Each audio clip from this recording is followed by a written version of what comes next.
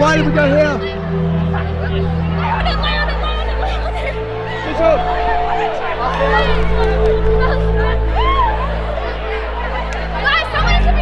Manahat.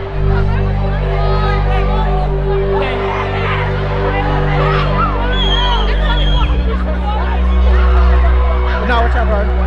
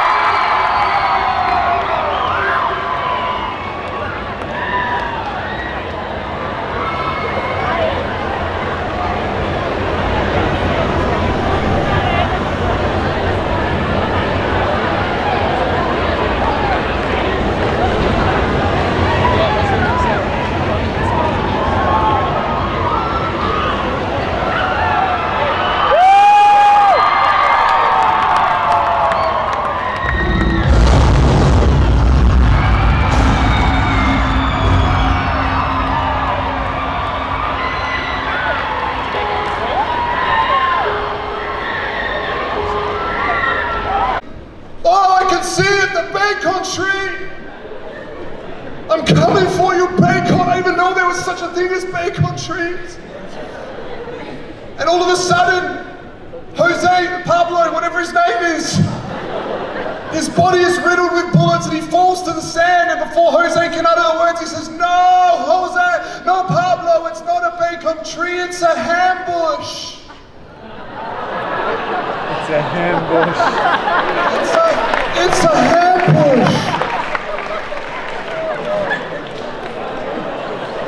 It's so bad that it's actually kind of good.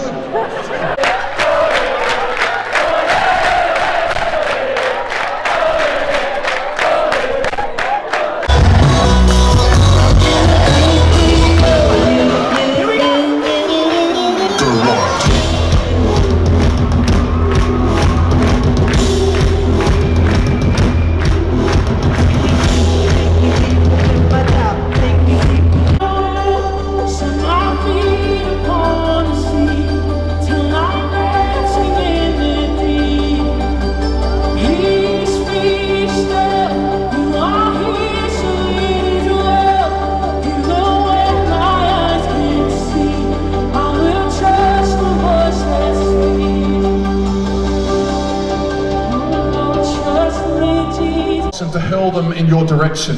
And some of you here not only are dehydrated, but you've had rocks thrown. You've had rocks thrown your way that have chipped away slowly the identity and the image that God has created you to be. Things like you're ugly. Things like you're useless. Things like, you're just stupid. You're waiting for me to do that, aren't you? There's an LED screen. Do you not see that behind that? I'm going to throw it anyway. The rocks, the pebbles, the stones the enemy throws your way can very quickly lead to brokenness. Lead to brokenness. See, I don't go to Youth Live without breaking something. It's not how I roll. But the truth is, the brokenness and the broken mirrors, and we try and get an image and say, God, what do you think of me? Well, how do you see me? But you see, there's things, there's words, there's rejection, there's things that have come your way that have started to shatter and affect. I could do this all night. Things that have started to affect how you see yourself. And God wants to restore tonight some images. He wants to restore some broken mirrors in this place. The third thing that God wants to restore is broken hearts. I look at the woman with the issue of blood in Mark 5, verse 2. And she'd suffered a great deal under the care of many doctors, spent all she had. She tried and tried, yet instead of getting better, she grew worse. Some of you relate to that. It's like the things that you've tried have actually made things worse and not better. This was her story.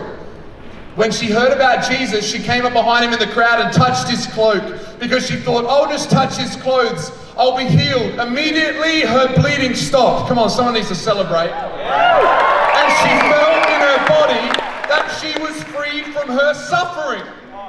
She was freed from her suffering. At once, Jesus realized the power had gone out from him. He turned around in the crowd and asked, who just touched my clothes? You see the people crowding against you, his disciple answered, and yet you ask who touched me? Because there's a difference between being around church and touching Jesus. There's a difference between being registered for conference and touching the power of Jesus, because only he can restore this stuff. God's response to this is your faith has healed you. It takes faith to push through a crowd like this, to come down the front and lift your hands and say, Jesus, touch my brokenness. I'm giving you my burdens. The Bible talks about in Psalm 55 verse 22, cast your burdens, bring your brokenness to the Lord, and he will uplift you. He will not cause the godly to slip and fall. Something inside was broken in this woman that was holding her back from being a wild one. Something may be broken in you tonight. Maybe it's an image thing. Maybe it's a dehydration. Maybe it's a dislocation of something that's not right there. But whatever it is, maybe it's your heart. Maybe it's something in the area of your body. Physically, you need healing. She tried conventional methods, no avail. She had to push through the crowd to reach the master physician. And if there's one thing that happens here tonight, I wish for you to be introduced to the master physician, for his name is Jesus Christ. He's left. She does that in church on Sunday. Whenever I tell a bad joke, she'll be like, nah, I'm going to pray for you right now. She's praying for me, I guarantee it, but I need prayer. I mean, we all need prayer, right? Why do I tell that ridiculous, terrible joke? I'll tell you why. It's because when we're dehydrated, we can begin to see things a little bit different.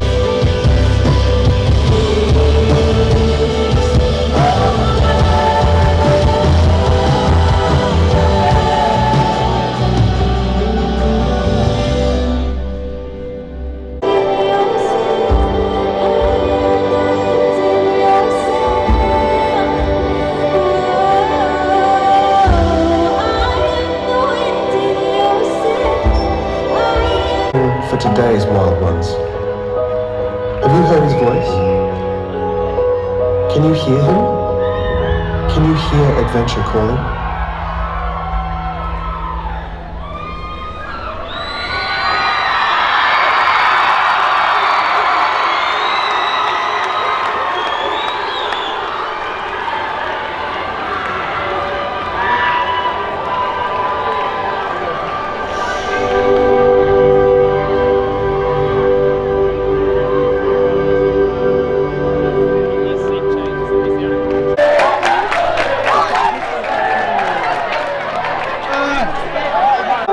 You can still hear it, even though the room is way down there.